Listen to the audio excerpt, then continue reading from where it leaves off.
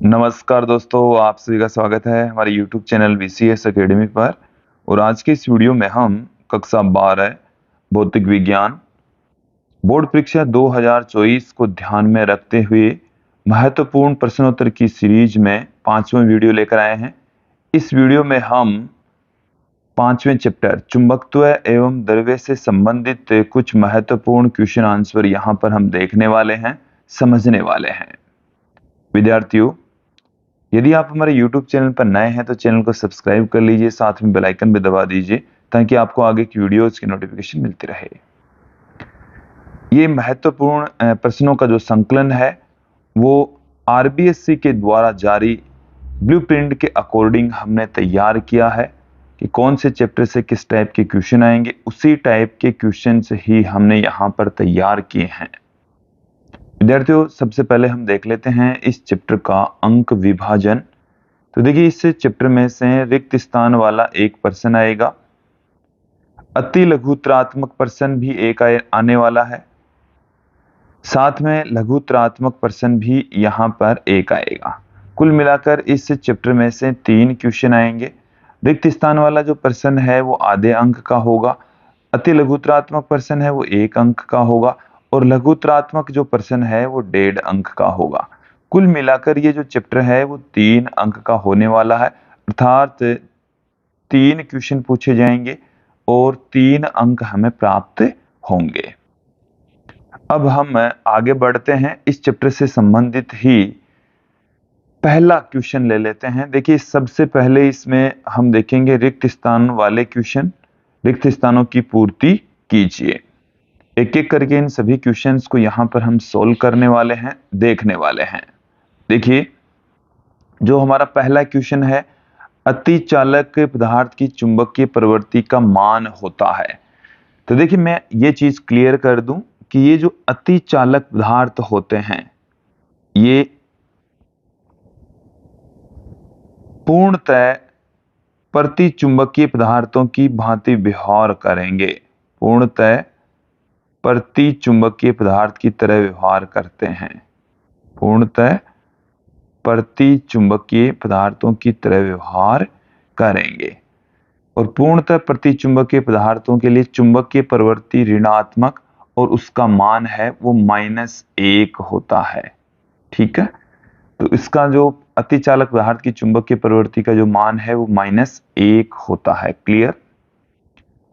अगले क्वेश्चन की ओर बढ़ते हैं कि चुंबकीय फ्लक्स घनत्व का मात्रक। तो देखिए, जो चुंबकीय फ्लक्स घनत्व कहते हैं, ये चुंबकीय फ्लक्स घनत्व ही चुंबकीय क्षेत्र की तीव्रता है, चुंबकीय क्षेत्र की तीव्रता कह दीजिए। इसी को हम चुंबकीय क्षेत्र प्रेरण भी कह सकते हैं। इसका तीसरा जो नाम है वो है चुंबकीय क्षेत्र प्रेरण, चुंबकीय क्षेत्र प्रेरण। 3 नाम हो चुके हैं हमारे पास में यहाँ पर, चुंबकीय क्षेत्र की तीव्रता, चुंबकीय क्षेत्र प्रेरण या चुंबकीय फ्लक्स घनत्व। और इन तीनों का ही ये है तो एक ही राशि, इनका जो मात्रक होता है वो होता है टेस्ला। चुंबकीय क्षेत्र की तीव्रता का जो मात्रक है वो टेस्ला होता है, ये हम जानते हैं। फिर देखें कि यदि दंड चुंबक को उसकी लंबाई के अनुदिश 2 भागों में विभाजित कर दिया जाए तो प्रत्येक भाग का ध्रुव प्राबल्य हो जाएगा। कि जो ध्रुव प्रबलता है वो क्या हो जाएगी यदि उससे किसी चुंबक को हम लंबाई के अनुदिश उसको 2 बराबर भागों में काट दे तो देखिए, यहाँ पर आप ध्यान देंगे, ये हमारे पास में कोई छड़ चुंबक है और इसको हम इसकी लंबाई के अनुदिश 2 बराबर भागों में काट देते हैं। तो देखिए क्या इफेक्ट पड़ेगा, चलिए वो समझ लेते हैं। कि यहाँ पर हमारे पास में है एक चुंबक के पहले तो थे उत्तरी ध्रुव और यह है दक्षिणी ध्रुव। तो यहाँ से इनकी जो ध्रुव प्रबलता है वो पहले वाले भाग की, केवल यहाँ से लेकर इतने भाग की जो ध्रुव प्रबलता है वो पहले वाले भाग की आधी हो जाएगी। ध्रुव प्रबलता को हम QM से पुट कर दे तो QM/2, इसकी भी QM/2, और और ये इस पूरे भाग की जो ध्रुव प्रबलता है वो यदि आप QM लेकर चलें तो पहले जो ध्रुव प्रबलता थी उसकी आधी हो जाएगी, उसकी आधी हो जाएगी। तो ये चीज क्लियर हो जानी चाहिए, समझ में आ जानी चाहिए। नेक्स्ट क्वेश्चन की ओर बढ़ते हैं कि पृथ्वी एक चुंबक की भांति व्यवहार करती है। बिल्कुल सही बात है।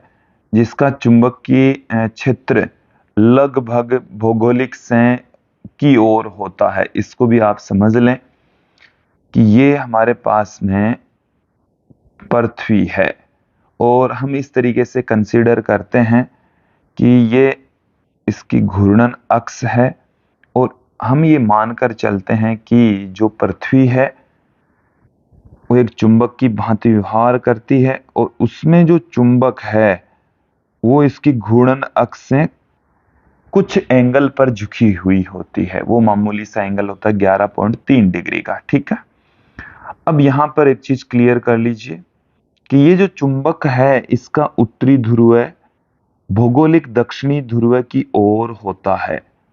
भौगोलिक दक्षिणी ध्रुव की ओर होता है। ये मैंने चुंबक के उत्तरी तथा दक्षिणी ध्रुव यहां पर दिखा दिए हैं। अब मैं आपको दिखाने जा रहा हूं, ये हमारे पास में भौगोलिक उत्तरी ध्रुव है NG, ये हमारे पास में है भौगोलिक दक्षिणी ध्रुव SG। भौगोलिक दक्षिणी ध्रुव है हमारे पास में यहां पर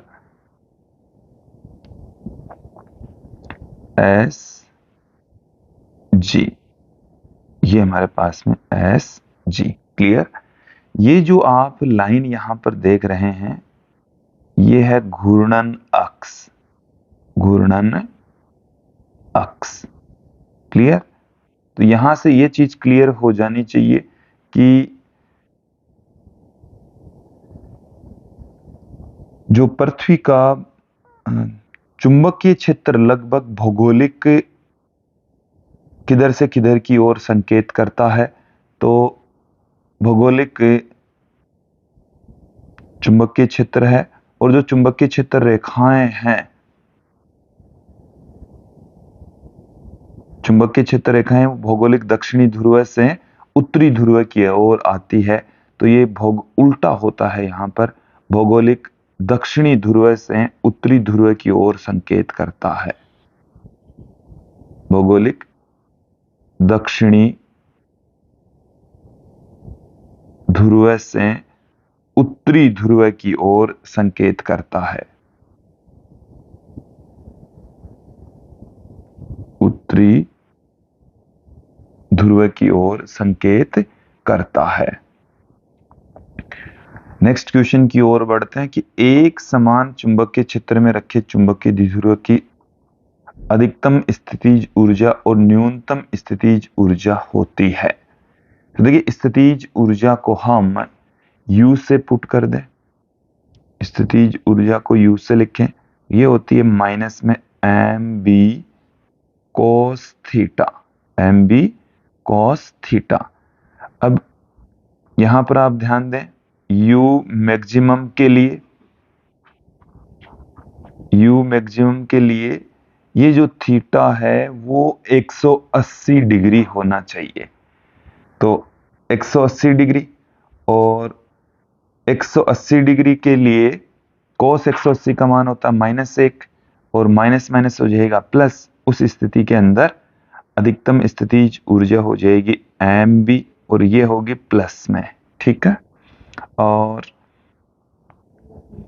U मिनिमम के लिए, U मिनिमम के लिए जो थीटा है उसकी वैल्यू होगी 0 डिग्री, थीटा बराबर 0 डिग्री और थीटा बराबर 0 डिग्री के ऊपर जो स्थितिज ऊर्जा है cos 0 का मान होता है 1 और स्थितिज ऊर्जा रहेगी माइनस में mb। ये चीज क्लियर हो जानी चाहिए। फिर देखें, किसी भी बंद सतह से गुजरने वाला कुल चुंबकीय फ्लक्स हमेशा शून्य होता है। ये जो बात है वो कहां से प्राप्त हुई हमारे को? ये जो स्टेटमेंट मैंने लिखा है वो आया कहाँ से? तो चुंबकत्व के लिए गाउस का नियम है। ये जो आप देख रहे हैं ये चुंबकत्व के लिए गाउस का नियम है, उसी का ही स्टेटमेंट क्वेश्चन नंबर 6 है। चुंबकत्व के लिए गाउस का नियम, गाउस का नियम है ये, ठीक है। उसी सेंटेंस से हमने ये लिखा है, क्योंकि चुंबकत्व के लिए जो गाउस का नियम है वो हमें ये कहता है कि किसी बंद सतह का जो चुंबकीय फ्लक्स है सदैव शून्य होता है।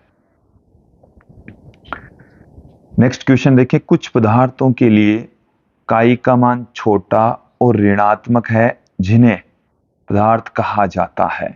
तो देखिए जो चुंबकीय प्रवृत्ति है इसका मान है अल्प और नेगेटिव। काई का जो मान है, काई का मान यदि अल्प है और नेगेटिव है, ठीक है, तो वो जो पदार्थ है वो प्रति चुंबकीय पदार्थ होगा, प्रति चुंबकीय पदार्थ होगा। क्लियर? इसी प्रकार से जो काई का मान है वो अल्प लेकिन पॉजिटिव है। अल्प तो है,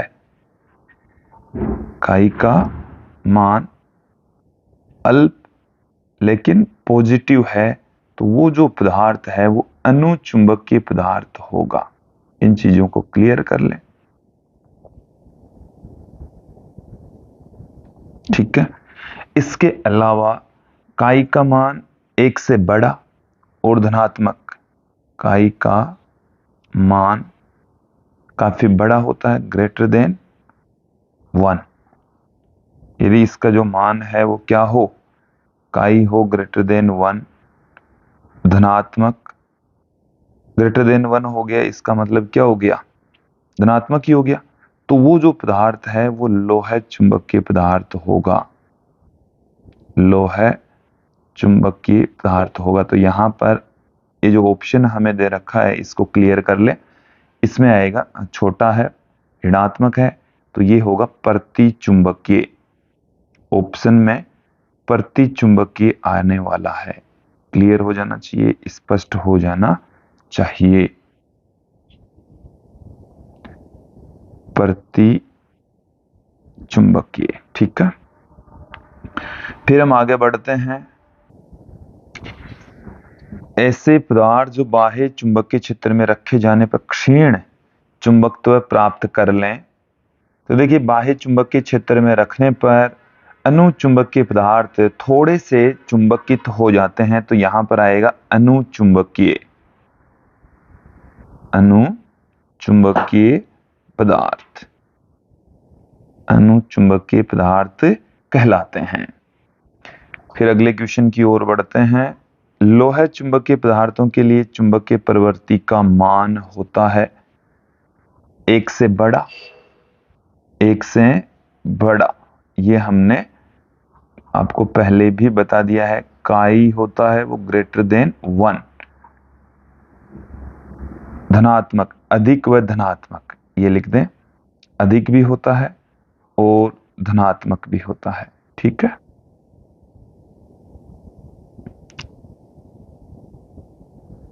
अधिक और धनात्मक होता है। क्लियर? फिर देखिए किसी दिए गए नमूने के प्रति इकाई आयतन में उत्पन्न चुंबकीय आघूर्ण को हम कहते हैं। तो देखिए चुंबकीय आघूर्ण जो होता है,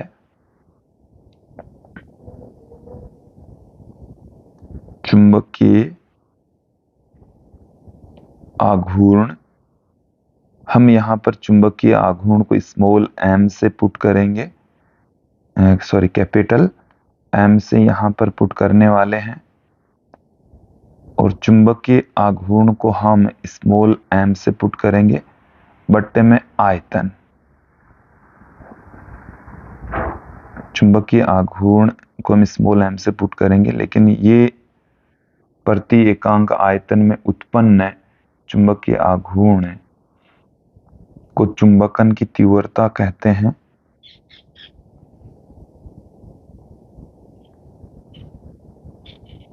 चुंबकन तीव्रता स्मॉल m से लिखी जाती है, जो कि प्रति एकांक आयतन में उत्पन्न चुंबकीय आघूर्ण के बराबर होती है।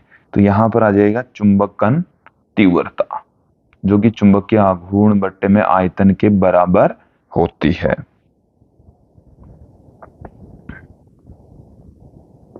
चुंबकन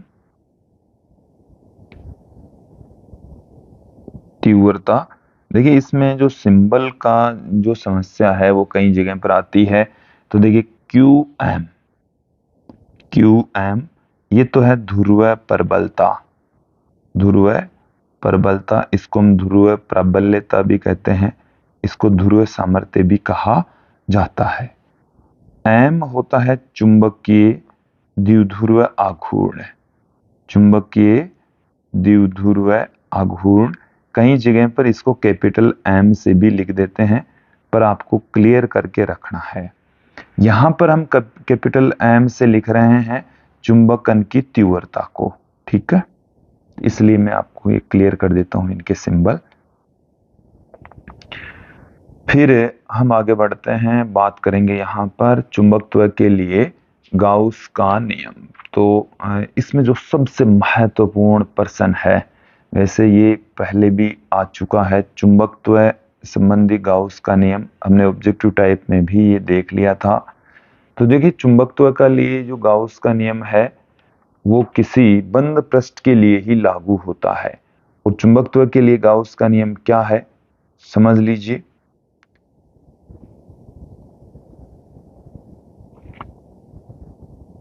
देखिए क्या है, चुंबकीय क्षेत्र में हम जो क्षेत्र लेकर चलेंगे वो चुंबकीय क्षेत्र लेकर चलेंगे। तो चुंबकीय क्षेत्र में बंद पृष्ठ से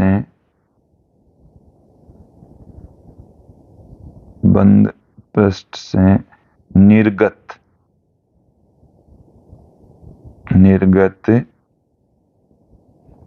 नेट चुंबकीय फ्लक्स, निर्गत नेट चुंबकीय फ्लक्स सदैव शून्य होता है, सदैव शून्य होता है। क्लियर? तो ये है गाउस का नियम, काफी महत्वपूर्ण है। इसको हम गणितीय रूप में इस तरीके से भी पुट कर सकते हैं, B vector dot ds vector, और इसका जो मान है वो 0 होता है, इसकी जो वैल्यू है वो 0 होगी। क्लियर? ये जो क्वेश्चन है वो काफी महत्वपूर्ण है, मोस्ट इंपोर्टेंट क्वेश्चन है, इसके बोर्ड एग्जाम में आने की प्रबल संभावना है। अगले क्वेश्चन की ओर बढ़ते हैं। अगला जो हमारा क्वेश्चन है वो देखिए क्या है कि निम्न में से दो अनुचुंबकीय पदार्थ छांटिए।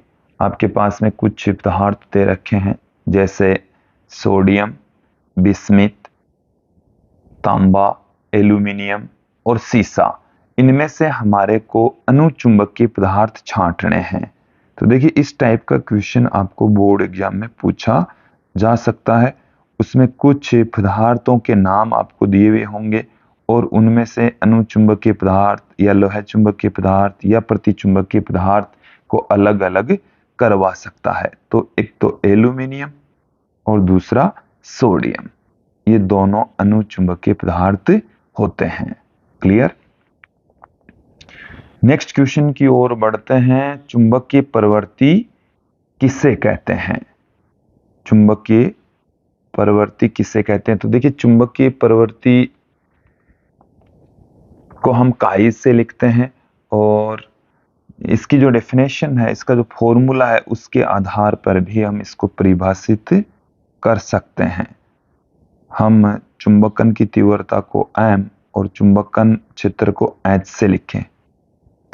m तो है चुंबकन तीव्रता, चुंबकन की तीव्रता या चुंबकन तीव्रता भी आप कह सकते हैं, और ये जो h है इसको हम कहते हैं चुंबकन क्षेत्र, चुंबकन क्षेत्र, इसको चुंबकन क्षेत्र कहा जाता है। ठीक है, तो यहां से हम इसको परिभाषित कर दें, किसे कहते हैं, इसको क्लियर कर लीजिए। प्रति एकांक चुंबकन क्षेत्र लगाने पर, प्रति एकांक चुंबकन क्षेत्र लगाने पर पदार्थ में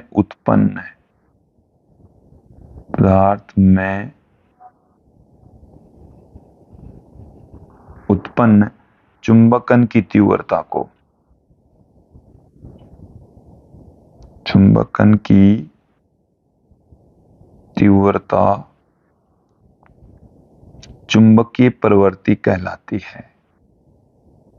चुंबकीय प्रवृत्ति कहलाती है।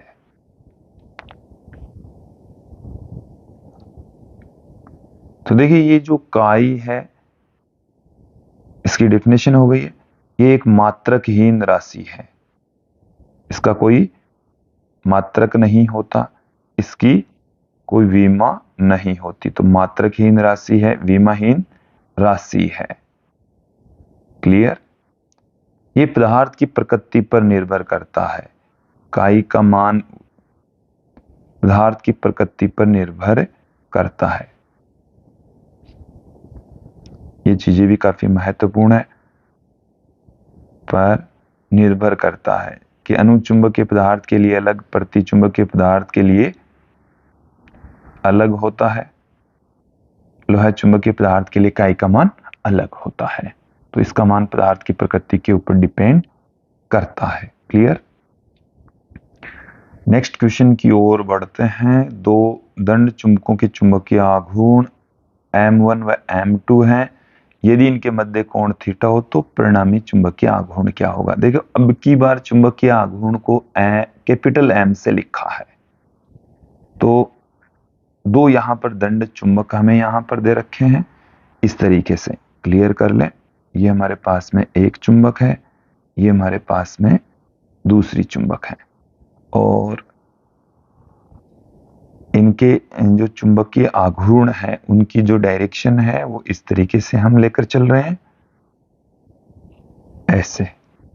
चलिए इसको दोबारा निर्मित करें।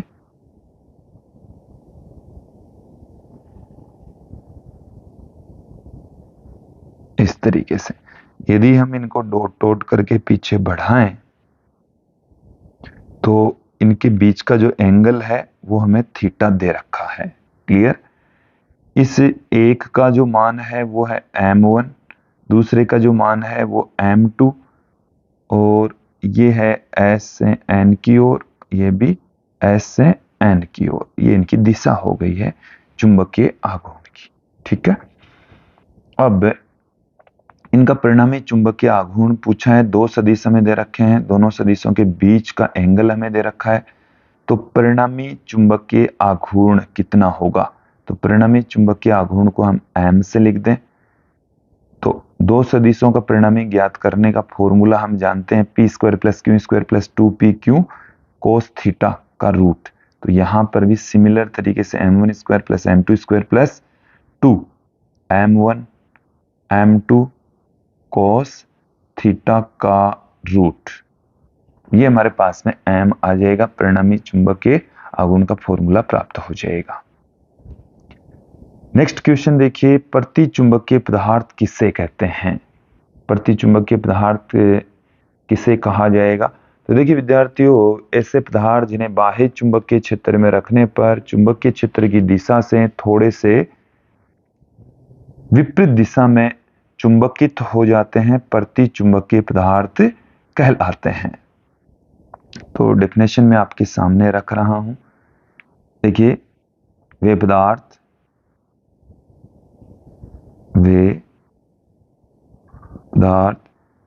जिन्हें बाह्य चुंबकीय क्षेत्र में रखने पर, बाह्य चुंबकीय क्षेत्र में रखने पर चुंबकीय क्षेत्र की विपरीत दिशा में, चुंबकीय क्षेत्र की विपरीत दिशा में, विपरीत दिशा में थोड़े से चुंबकित हो जाएं, चुंबकित हो जाएं, प्रति चुंबकीय पदार्थ कहलाते हैं, प्रति चुंबकीय पदार्थ कहलाते हैं, प्रति चुंबकीय पदार्थ कहलाते हैं। क्लियर? तो ये है प्रति चुंबकीय पदार्थ की डेफिनेशन। देखिए इनके कुछ एग्जाम्पल्स भी आपके काफी लाभप्रद रहेंगे। तो इनके एग्जाम्पल में बिस्मिथ है, एंटीमनी है, सोना है, पानी है, एल्कोहल है, ये सब इनके उदाहरण हैं। अन्य उदाहरण में आप जस्ता ले सकते हैं, तांबा ले सकते हैं, तांबा भी इसका उदाहरण है, जबकि CuCl2 अनुचुंबकीय का है। इसको आप क्लियर करके रखेंगे। हीरा है। तो ये सब कुछ प्रतिचुंबकीय पदार्थों के कुछ उदाहरण है। ठीक है।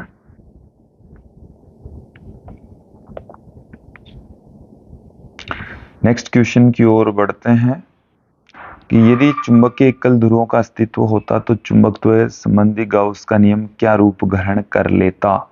तो देखिए ये भी क्वेश्चन बोर्ड एग्जाम में पहले आ चुका है, तो इसको भी आप अच्छे से क्लियर करके रखें कि यदि एकल चुंबकीय ध्रुव का अस्तित्व होता तो चुंबकत्व संबंधित जो गाउस का नियम है वो क्या रूप ग्रहण कर लेता।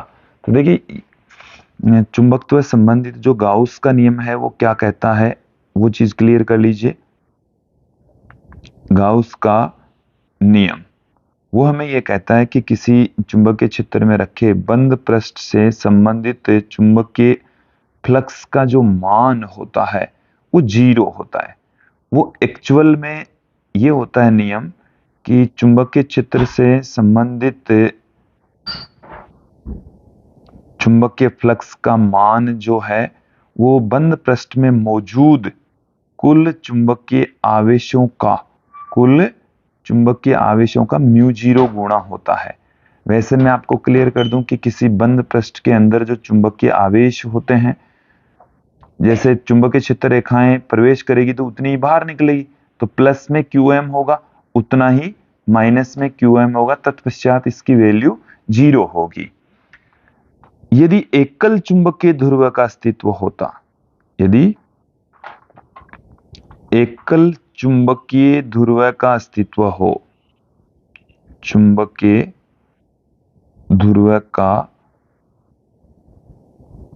अस्तित्व हो तो यहां पर देखो हमने प्लस में QM उत्तरी ध्रुव के लिए, माइनस में QM दक्षिणी ध्रुव के लिए, कुल मिलाकर इसकी वैल्यू 0 हो गई थी। लेकिन यदि एकल चुंबकीय ध्रुव का अस्तित्व होता, जैसे उत्तरी ध्रुव का ही अस्तित्व होता, तो ये यहां पर 0 नहीं होता, μ0 QM। तो गाउस का नियम ये रूप धारण कर लेता। क्लियर? तो उत्तर हमने अभी लास्ट में लिखा है, ये वाला पार्ट है। ठीक है ना, तो इसको क्लियर कर लें। नेक्स्ट क्वेश्चन की ओर बढ़ते हैं कि चुंबकीय द्विध्रुव के रूप में एक छोटे धारावाही लूप का चुंबकीय आघूर्ण क्या होगा।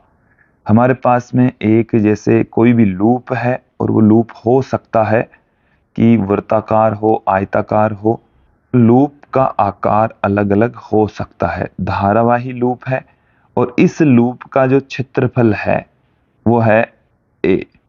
लूप का क्षेत्रफल है ए, लूप का क्षेत्रफल ए। ठीक है, तो चुंबकीय आघूर्ण क्या होगा? तो चुंबकीय आघूर्ण को NIA से लिखा जाता है। चुंबकीय आघूर्ण को हम स्मॉल m से NIA के द्वारा लिखेंगे। n यहां पर लूप में फेरों की संख्या होती है, लूप में फेरों की संख्या, कितने चक्कर लगे हुए हैं, कितने इसमें फेरे हैं। I यहां पर धारा है, A क्षेत्रफल है, A लूप का क्षेत्रफल, I लूप में से प्रवाहित विद्युत धारा। क्लियर? तो जो फॉर्मूला है वो हमारे पास में ये वाला होने वाला है। क्लियर? नेक्स्ट क्वेश्चन की ओर बढ़ते हैं। अगला जो क्वेश्चन है, एक चुंबकीय पदार्थ की चुंबकशीलता 800 है, तो वह कौन सा चुंबकीय पदार्थ है? तो देखिए, चुंबकशीलता 800 है, चुंबकशीलता का मान अत्यधिक है, इसका मतलब वो पदार्थ लोह चुंबकीय पदार्थ है। चुंबकशीलता कितनी है? 800। ये जो चुंबकशीलता है इसकी वैल्यू 800 है, और mu very very greater than 1 लोह चुंबकीय पदार्थ के लिए होता है। लोह चुंबकीय पदार्थ के लिए। ठीक है, देखो इस चीज को मैं थोड़ा सा और क्लियर कर दूं कि जो चुंबकशीलता है वो यदि 1 से छोटी है, देखिए इस म्यू का जो मान है वो अल्प होता है प्रति चुंबकीय पदार्थ के लिए, अनुचुंबकीय पदार्थ के लिए 1 से बड़ा होता है, और लोह चुंबकीय पदार्थ के लिए 1 से काफी बड़ा होता है। फिर हम अगले क्वेश्चन की ओर बढ़ते हैं। चुंबकीय बल रेखाएं एक दूसरे को नहीं काटती है, क्यों? क्योंकि चुंबकीय क्षेत्र रेखाओं के किसी बिंदु पर खींची गई स्पर्श रेखा चुंबकीय क्षेत्र की दिशा को रिप्रेजेंट करती है। तो यदि वो काटेगी तो वहां पर 2 दिशाएं होगी, जो कि संभव नहीं है। क्योंकि देखो, पहले तो मैं एक चीज क्लियर कर दूं कि चुंबकीय क्षेत्र रेखा के किसी बिंदु पर खींची गई स्पर्श रेखा चुंबकीय बल रेखा के किसी बिंदु पर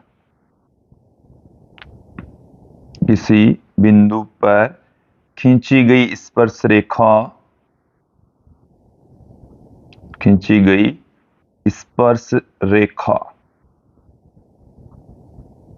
चुंबकीय क्षेत्र की दिशा को बताती है।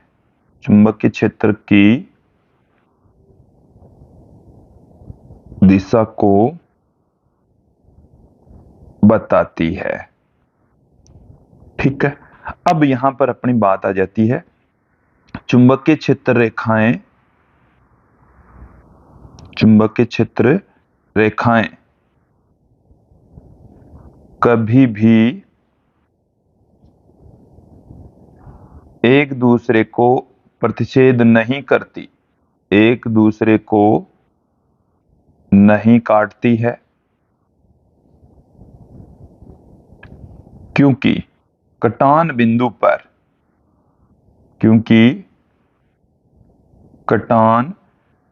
बिंदु पर चुंबकीय क्षेत्र की 2 दिशाएं होगी। क्षेत्र की 2 दिशाएं होगी, 2 दिशाएं होगी, जो कि असंभव है, चुंबकीय क्षेत्र की 2 दिशाएं होगी, असंभव है। क्लियर?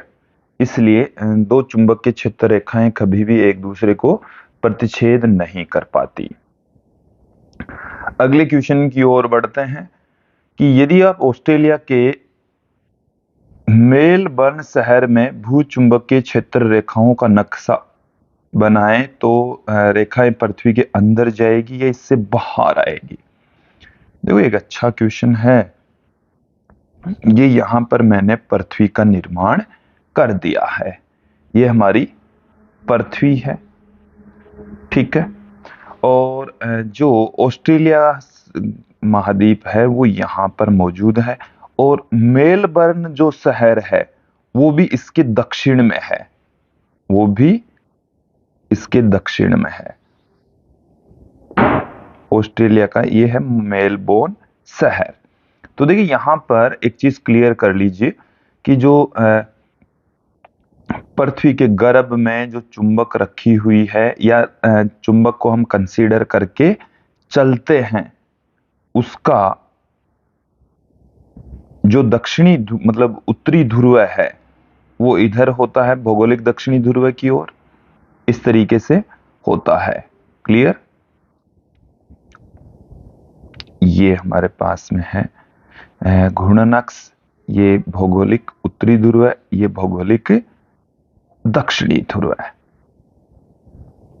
तो यहां से जो चुंबकीय क्षेत्र रेखाएं हैं वो बाहर निकलेगी, यहां से तो बाहर निकलती है और इस तरीके से, तो भौगोलिक दक्षिणी ध्रुव से बाहर निकलती है, तो मेलबोर्न शहर से भी ये बाहर की ओर आएगी, मेलबोर्न शहर से बाहर आएगी। ये क्लियर हो जाना चाहिए बाहर क्यों आती है, क्योंकि जो मेलबोर्न शहर है वो भौगोलिक दक्षिणी ध्रुव की ओर होता है, इसलिए चुंबकीय क्षेत्र रेखाएं वहां से बाहर आएगी। आपेक्षिक चुंबकशीलता और चुंबकीय प्रवृत्ति में संबंध लिखिए। आपेक्षिक चुंबकशीलता को हम म्यू आर से रिप्रेजेंट करते हैं, ये 1 प्लस काई एम के द्वारा लिखी जाती है। ये काफी महत्वपूर्ण रिलेशन है, इसको आपको 1.5 अंक में प्रूफ भी करवाया जा सकता है। अगला जो प्रश्न है वो देखिए क्या है कि चुंबकीय क्षेत्र रेखाओं के 4 गुण लिखिए। देखो हो सकता है आपको 2 गुण पूछ ले, मैंने यहाँ पर 4 गुण के लिए क्वेश्चन बनाया है। तो देखिए ये काल्पनिक बंद वक्र के रूप में होती है, ये काल्पनिक होती है, बंद वक्र के रूप में होती है, काल्पनिक बंद वक्र के रूप में होती है, रूप में होती है, ठीक है।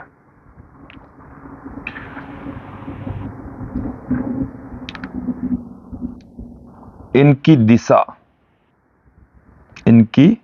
दिशा चुंबक के बाहर, चुंबक के बाहर, बाहर तो होती है एन से एस की ओर, एन से एस की ओर, जबकि चुंबक के अंदर, जबकि चुंबक के अंदर, चुंबक के अंदर एस से एन की ओर होती है, एस से एन की ओर होती है। क्लियर?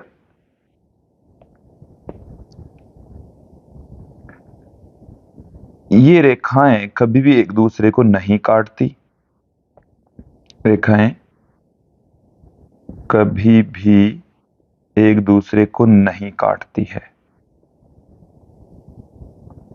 दूसरे को नहीं काटती है। क्लियर? इसके अलावा ये चुंबकीय क्षेत्र रेखाएं अचानक टूट भी नहीं सकती,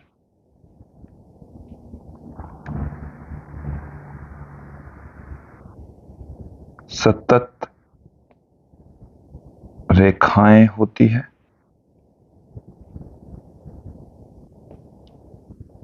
अचानक नहीं टूट सकती। क्लियर? नेक्स्ट क्वेश्चन की ओर बढ़ते हैं। चुंबकीय प्रवृत्ति को हमने पहले भी परिभाषित कर दिया है, ये जो क्वेश्चन है वो एक बार फिर से रिपीट हो गया है। काई एम बराबर हमने एम बट्टे में एच से इसको परिभाषित किया था, यह है चुंबकन की तीव्रता और एच यहाँ पर हमारे पास में चुंबकन क्षेत्र। ठीक है, तो इससे ये जो क्वेश्चन है ये रिपीट हो चुका है। आगे देखिए, अगला जो प्रश्न हमारा है कि प्रति चुंबकीय, अनुचुंबकीय और लौह चुंबकीय पदार्थों की चुंबकीय प्रवृत्ति की ताप पर निर्भरता समझाइए। ये वैसे 1.5 अंक के क्वेश्चन में पूछा जा सकता है, लेकिन हमने यहाँ पर ही इस क्वेश्चन को ले लिया है। तो इसको देखिए, पहले तो प्रति चुंबकीय पदार्थों के बारे में क्लियर कर दें। तो प्रति चुंबकीय पदार्थ,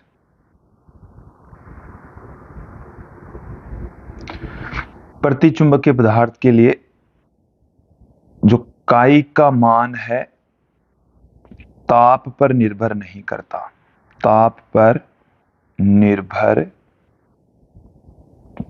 नहीं करता है। तो ये चीज तो क्लियर हो गई है।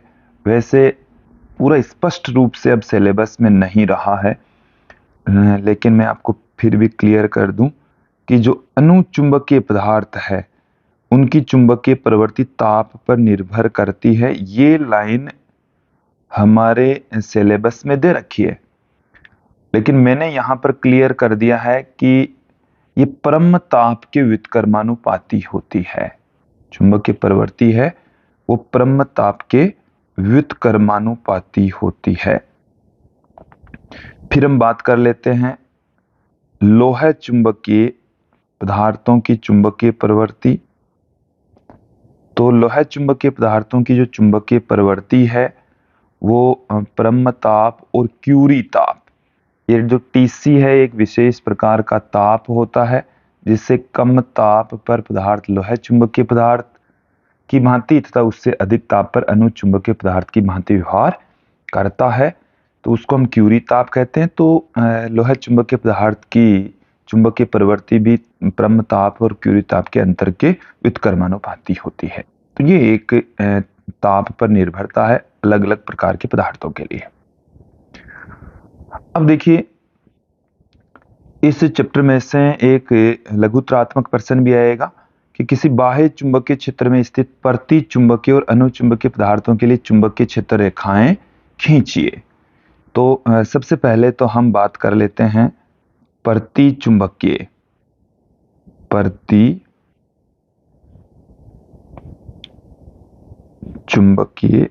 पदार्थ, और एक तरफ हम ले लेंगे अनुचुंबकीय पदार्थ, अनुचुंबकीय पदार्थ। अब यहां पर हम निर्मित कर लेते हैं एक पदार्थ, ये हमने निर्मित कर लिया है प्रति चुंबकीय पदार्थ, और ये हमने निर्मित कर लिया है अनुचुंबकीय पदार्थ। ठीक है, अब चुंबकीय क्षेत्र में इसको हम रख देंगे तो इसमें से एक भी चुंबकीय क्षेत्र रेखा नहीं जाएगी। ठीक है, ये गलती से चली गई है, इसको हम हटा देते हैं। ये चुंबकीय क्षेत्र रेखाएं हैं वो इस तरीके से होगी, ऐसे एक भी चुंबकीय क्षेत्र रेखा है वो प्रति चुंबकीय पदार्थ में से नहीं जाएगी, या जाती भी है किसी कंडीशन में तो बहुत कम जाएगी। ठीक है, निर्वात की तुलना में उसमें से और भी संख्याएं कम हो जाएगी। तो ये तो प्रति चुंबकीय पदार्थ में से के लिए ग्राफ मतलब चुंबकीय क्षेत्र रेखाएं होगी। फिर हम बात करें अनुचुंबकीय पदार्थ की, तो अनुचुंबकीय पदार्थ में से चुंबकीय क्षेत्र रेखाएं प्रवेश करेगी। इस तरीके से हम उनको दिखा सकते हैं, इस तरीके से रिप्रेजेंट किया जा सकता है। ठीक है, तो ये इस साल जो बोर्ड ने मॉडल प्रश्न पत्र जारी किया है उस मॉडल पेपर का ये क्वेश्चन है विद्यार्थियों, तो इसको भी आपको ध्यान में रखना होगा क्योंकि मॉडल पेपर का ये क्वेश्चन है। इसके अलावा देखिए, हमारे को यहाँ पर एक जो क्वेश्चन दिया है कि चुंबकीय प्रवृत्ति और आपेक्षिक चुंबकशीलता में संबंध स्थापित कीजिए। तो ये संबंध भी आपको स्थापित करवाया जा सकता है, तो देखिए यहाँ पर समझ लें कि मुक्त धारा के कारण से जो चुंबकीय क्षेत्र उत्पन्न होता है वो क्या होता है, मुक्त धारा के कारण जो चुंबकीय क्षेत्र है उसको हम बी नोट से लिखेंगे, जो कि म्यू जीरो एच होता है, म्यू जीरो एच होता है। एक बद्ध धाराएं उत्पन्न हो जाएगी पदार्थ में, बद्ध धारा के कारण भी चुंबकीय क्षेत्र उत्पन्न होगा, उसको हम B1 से लिख दें, जो कि म्यू जीरो एम के बराबर होगा। इसको मैं दे दूं इक्वेशन नंबर 2। फिर यदि हम बात करें कुल चुंबकीय क्षेत्र, कुल चुंबकीय क्षेत्र, तो कुल चुंबकीय क्षेत्र है वो इन दोनों चुंबकीय क्षेत्रों के योग के बराबर होता है।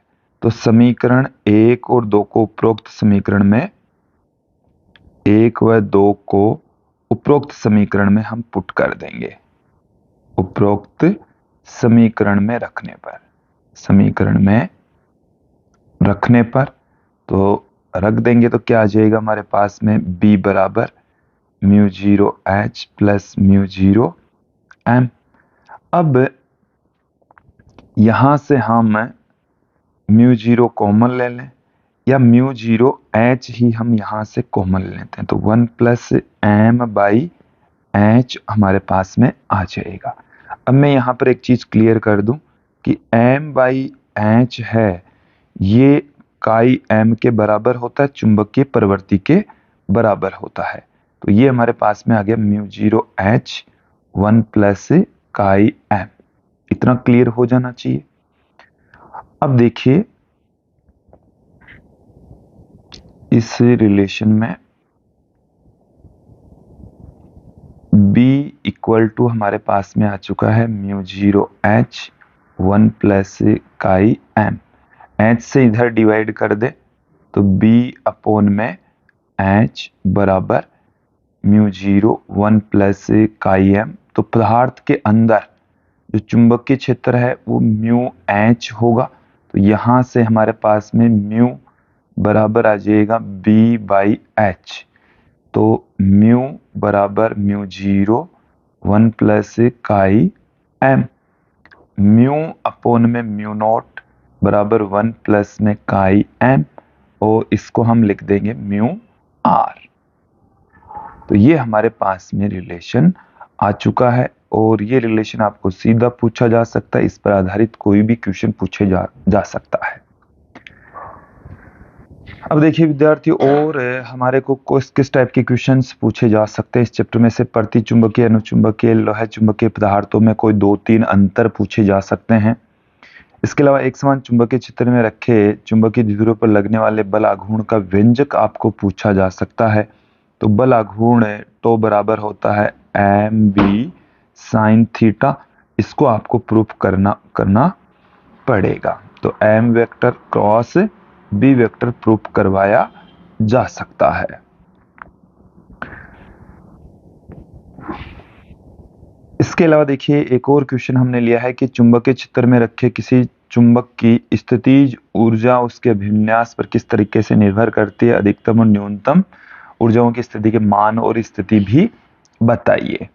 तो देखिए एक समान चुंबकीय क्षेत्र के अंदर यदि कोई चुंबकीय द्विध्रुव रखा हुआ है, ये जैसे मैंने चुंबकीय क्षेत्र रेखाएं दिखाई है, और इसके अंदर हमने ये कोई चुंबकीय द्विध्रुव रख दिया है, ये मैंने चुंबक ही दिखा दी है।